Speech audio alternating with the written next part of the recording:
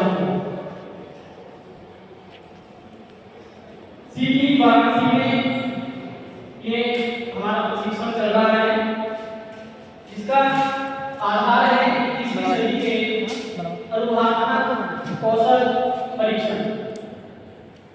जैसा कि कल सर ने आप लोगों को सभी को अवगत कराया था और आपने सबने जाना ही होगा, मैं इसी टॉपिक को फिर से थोड़ा रिपीट करूंगा।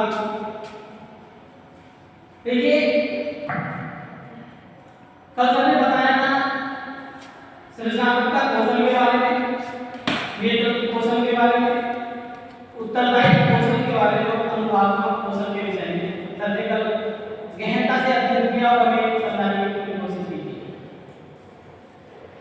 सृजनात्मकता जिसे हम इंग्लिश में क्रिएटिव थिंकिंग बोलते हैं या क्रिएटिव स्किल्स बोलते हैं, मैं मानता हूँ पूरी जो पेडागोजी है या फिर कहे बाल विकास का दूसरा और एक नाम इसका हो जाता है साइकोलॉजी, ये क्रिएटिव थिंकिंग पर ही आधारित है।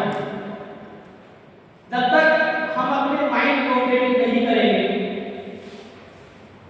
या जैसे अपने दिमाग का विस्तार नहीं करेंगे, तब तक कहीं और जाना या किसी और विषय के बारे में सोचना थोड़ा कठिन होगा।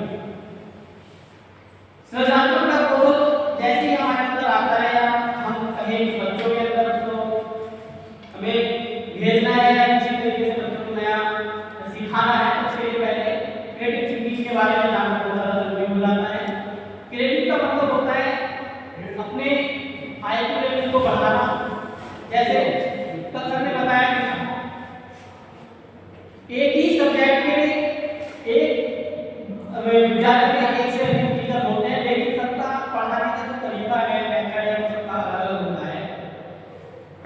इसका कारण क्या है? किसी टीचर को जो बच्चे हैं ज़्यादा पसंद करते हैं और किसी टीचर को बच्चे कम पसंद करते हैं, जबकि सब्जेक्ट के लिए टॉपिक भी एक ही है।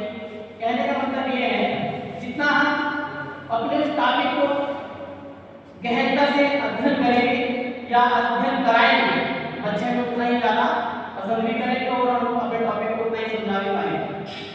ये वैसे तो बहुत बड़ा टॉपिक है ये, लेकिन मैं इसमें इतना ही कहूँगा कि जैसे आप सर ने बताया नेतृत्व कौशल के बारे में, नेतृत्व कौशल के बारे में सर ने बताया, उसके कई सारे उपयोग भी बताए गए, कैसे एक नेता को होना चाहिए, कैसी थिंकिंग होनी चाहिए, सपोर्टेड होना चाहिए सब। और एक करेक्ट क्वेश्चन भी था अनुभवात्मक कौशल के विषय में सब बता रहे थे। पांच सर ने बताया था कि अनुभव से हम सीखते हैं, लेकिन कब सीखते हैं? जब उस अनुभव का चिंतन किया जाए, तब जाकर हम उस अनुभव को सीखते हैं। बिना चिंतन के सीखना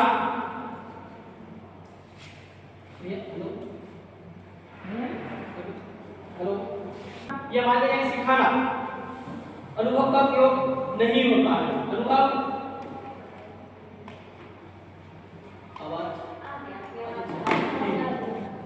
अनुभव देखिए सर कह रहे थे बिना अनुभव के, सर ने एक बात कही थी कि अनुभव से कुछ नहीं सीख, हम कभी नहीं सीखते हैं। बात पता नहीं मेरी समझ में तो बात सही है, आज भी मेरी बात समझ में आई थी। मैं सोचता हूँ कि अनुभव के बिना हम कैसे कुछ सीख जाएंगे। अनुभव अगर किसी चीज़ का होगा तभी तो कुछ सीख पाएंगे। पहले दिन अगर कक्षा में जाए बच्चों को पढ़ाएं तो हमारा कैसा अनुभव होगा? बहुत कम अनुभव होगा, लेकिन धीरे धीरे जब बच्चों के बारे में जानते हैं, बच्चे हमारे विषय में जानेंगे और हम अपने टॉपिक के बारे में जानेंगे, धीरे धीरे हमारा जब अनुभव बढ़ता है तो मानता हूँ सीखने की स्किल भी बढ़ती है। तो अनुभव का मतलब अनुभव हो या फिर आपका सृजनात्मक कौशल हो कि कहाँ से अर्जित किया जा सकता है। मेरे हिसाब से जितना आप किसी विषय को या किसी भी व्यक्ति को जितना ज़्यादा समय देंगे उतना ही उसके बारे में जानेंगे और उतना ही अच्छा उसके विषय में एक्सपीरियंस भी कर पाओगे। अनुभव दिन पे दिन बढ़ता है। अनुभव हम यहाँ बैठे बात करें ये भी एक अनुभव है, चले जाएंगे वो भी एक अनुभव है। तो अनुभव या माने हमारा जो कौशल है ये एक रुकने वाली शक्ति नहीं है।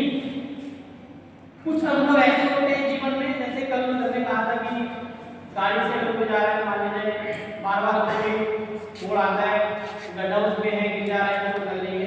लेकिन कभी इतना एक्सपीरियंस होता है कि जब हम गड्ढे के पास निकलते हैं तो हमारी गाड़ी स्वतः ही स्लो हो जाती है। तो ये भी एक अनुभव अनुभव है, सही है। तो अनुभव किंतु जितनी बात करें उतनी कम होगी। हमारे जितने भी इसमें टॉपिक्स हमने पढ़ाए थे मैं इससे ज़्यादा नहीं जान सकता, लेकिन अच्छा लगा यहाँ आपके सामने बोला। इसमें कोई त्रुटि हो तो मैं आप सभी शिक्षक साथियों से हाथ जोड़कर माफी चाहता हूँ। और बोलने करना चाहें